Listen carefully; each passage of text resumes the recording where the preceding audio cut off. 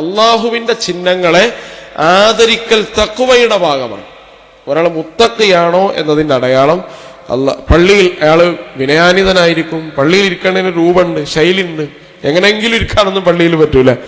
അതേപോലെ തന്നെ പള്ളിയിൽ സഫുകൾ ശരിയാക്കേണ്ടതിന് രീതിശാസ്ത്രമുണ്ട്. അതൊക്കെ ഷആയിറാണ്. അള്ളാന്റെ ഷആയിറുകളെ നമ്മൾ എന്ത് ചെയ്യണം? ആദരിക്കുകയും ബഹുമാനിക്കുകയും ചെയ്യണം. നിങ്ങളിപ്പോ തുപ്പുന്ന സ്ഥലത്ത് തുപ്പി പോയാൽ, അത് നിലത്ത് പോയാൽ നിങ്ങൾക്ക് അതിന് തെറ്റൊന്നുമില്ല. പക്ഷെ പള്ളിയിൽ ഒരാൾ തുപ്പിയാൽ അത് പാപമാണ്. കാരണം അത് ആദരവില്ല.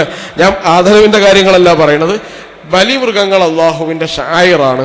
ആ ഷആയിറുകളെ, ചിഹ്നങ്ങളെ നമ്മൾ ആദരിക്കണം, ബഹുമാനിക്കണമെന്നാണ്.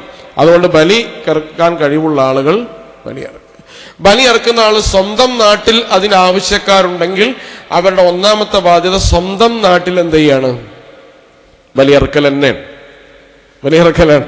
ചില ആളുകൾ എളുപ്പവും കാര്യങ്ങളൊക്കെ നോക്കിയിട്ട് വേറെ എവിടേക്കെങ്കിലും കയറ്റി അയക്കും. അങ്ങനെ കയറ്റി വെച്ച് ആ നാട്ടിൽ ബലിയിറക്കലില്ലാതാവും. വഹിയത്തുണ്ടാവും. അള്ളാഹിന്റെ ചിഹ്നം അവിടെ എന്ത് ചെയ്യും? അസ്തമിക്കും. അത് പാടില്ല. ഇവിടെ ആളുകളില്ല, എല്ലാവരും ധനികരാണ്, അതിനാവശ്യക്കാരൊന്നുമില്ല. അല്ലെങ്കിൽ ആവശ്യക്കാർക്ക് കൂടുതൽ കിട്ടുന്നുണ്ട് എങ്കിൽ നമുക്ക് ആവശ്യമുള്ള ആളുകളിലേക്ക് എന്ത് ചെയ്യാം? അതെത്തിക്കാം. നോർത്ത് ഇന്ത്യയിലും മറ്റൊക്കെയുള്ള സ്ഥലങ്ങളിലേക്ക് നമുക്കതിൻ്റെ വിഹിതം എത്തിക്കാം. അത് ദരിദ്രരായ മനുഷ്യരെവിടെയാണോ കൂടുതലുണ്ടെങ്കിൽ അത് ചെയ്യുമ്പോഴും യഥാർത്ഥത്തിൽ നബി സല്ലല്ലാഹു അലൈഹി വസല്ലം ബലിയർത്തിയ നബി എന്നായിരുന്നു ബലിയർത്തിയിരുന്നത്. നബി അർത്ഥ രൂപമൊക്കെ ഉണ്ട്. എങ്ങനെയായിരുന്നു അറുത്തിരുന്നതൊക്കെ ഹദീസിൽ നമുക്ക് കാണാൻ കഴിയും. ബലിയർക്കുന്ന ആള് അവനവൻ തന്നെയാണ് എന്ത് ചെയ്യേണ്ടത്? ബലിയർക്കൽ ഏറ്റവും ഉത്തമമായത്. ഇനി അറക്കാൻ കഴിഞ്ഞില്ലെങ്കിൽ അയാൾ അവിടെ സന്നിഹിതനാവുകയും വേറെ ഒരാളത് ഏൽപ്പിക്കുകയും ചെയ്യുക. ബിസ്മില്ലാഹി വല്ലാഹു അക്ബർ എന്ന് പറഞ്ഞിട്ടാണ് ബലികർമ്മം ഒരാൾ നിർവഹിക്കേണ്ടത്. അല്ലാഹുമ്മ ഹാദാ മിൻക വലക്, ഇത് നിന്നിൽ നിന്നുള്ളതും നിനക്കുള്ളതുമാണ് അല്ലാഹുവേ എന്ന പ്രാർത്ഥനയോടുകൂടിയാണ് ഒരാൾ എന്ത് ചെയ്യേണ്ടത്? ബലികർമ്മം നിർവഹിക്കേണ്ടത്. പെരുന്നാൾ നിസ്കാരത്തിന് ശേഷം നിർവഹിക്കലാണ് ഏറ്റവും ശ്രേഷ്ഠത. പെരുന്നാൾ അയ്യാമു തശ്രീക്കിലും അതൊരാൾക്ക് എന്ത് ചെയ്യാം? നിർവഹിക്കാം. പെരുന്നാൾ കഴിഞ്ഞ് 3 ദിവസവും അയ്യാമു തശ്രീക്കാണ്, അതൊരാൾക്ക് നിർവഹിക്കാവുന്നതാണ്. ഈ മൃഗം എന്ന് പറഞ്ഞാൽ മുസിന്നയായിരിക്കണം എന്ന ഹദീസിൽ കാണാൻ കഴിയും. ആടാണെങ്കിൽ 1 വയസ്സായിരിക്കണം. അതുപോലെ മാട്, നമ്മൾ സാധാരണ ഇറക്കുന്ന പോത്ത്, കാള പോലത്തെ 2 വയസ്സായിരിക്കണം. ഒട്ടകമാണെങ്കിൽ 5 വയസ്സുള്ളതായിരിക്കണം. അതുപോലെ തന്നെ അറിവ് നേർച്ചയല്ലെങ്കിൽ ഉലഹിയത്തിൽ നിന്ന് അത് അറക്കുന്ന ആളെന്ത് ചെയ്യണം? ഭക്ഷിക്കൽ സുന്നത്തായ കാര്യമാണ്. അത് ഭക്ഷിച്ചില്ലെങ്കിൽ കുഴപ്പമൊന്നുമില്ല. നബി സല്ലല്ലാഹു അലൈഹി വസല്ലം താൻ ബലിയറുക്കുകയും അതിൻ്റെ ഒരു വിഹിതം മാറ്റിവെക്കുകയും അതിൽ നിന്ന് ഭക്ഷിക്കുകയും ചെയ്യാറുണ്ടായിരുന്നു എന്നാണ്. അപ്പോൾ 1 തനിക്ക്, 2 കുടുംബങ്ങൾക്ക്, 3 അഗതികൾക്ക്. ഇതാണ് ഉലഹിയത്തിന്റെയും അഖീഖത്തിന്റെയും രീതി. കുടുംബം സമ്പന്നനാണെങ്കിലും നിങ്ങൾക്ക് എന്ത് ചെയ്യാം? അയാൾക്ക് ഉലഹിയത്ത് കൊടുക്കാം. അഖീഖത്ത് നമ്മൾ മുടിയളയിൽ ഇറക്കുന്നത് എന്ത് ചെയ്യാം?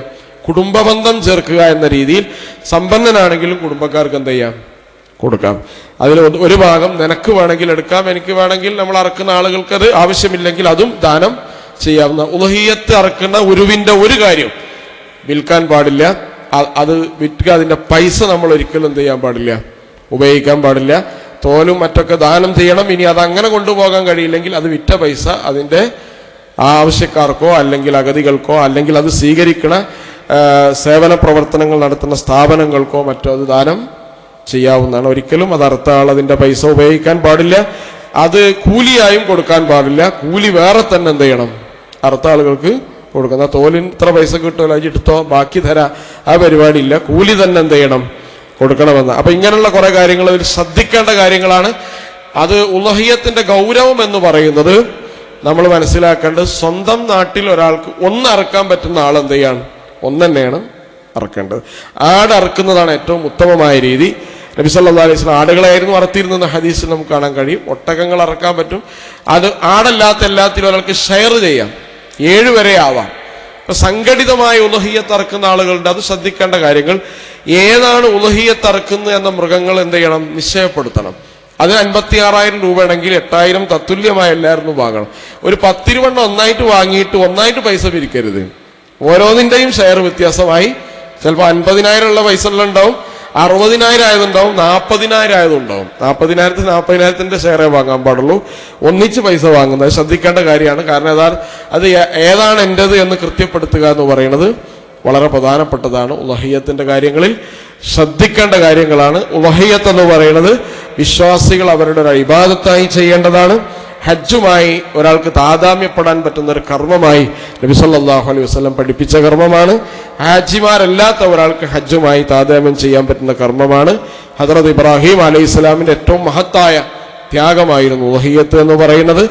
ആ ചര്യ മില്ലത്ത് ഇബ്രാഹിം ലോകാവസാനം വരെ നിലനിൽക്കുക എന്ന് പറയുന്നത് കൂടി ഉളഹിയത്തിന്റെ ഒരു തേട്ടമാണ്. കഴിവുള്ള എല്ലാവരും അങ്ങനെ അതിനെ സന്നദ്ധരാവുകയും അതിന് നിയ്യത്ത് ചെയ്യുകയും സാധ്യമാവുന്ന രീതിയിൽ ഒന്ന് ചെയ്യാൻ പറ്റുന്ന ആളുകൾ അങ്ങനെ ചെയ്യുക, അല്ലെങ്കിൽ ഷെയർ ചെയ്യുക. ഏതെങ്കിലും രീതിയിൽ ഉളഹിയത്തിൽ ഭാഗവാക്കാവാൻ പരിശ്രമിക്കുക. പടച്ച റബ്ബ് നമ്മുടെ എല്ലാ കർമ്മങ്ങളും സ്വീകരിക്കുമാറാവട്ടെ.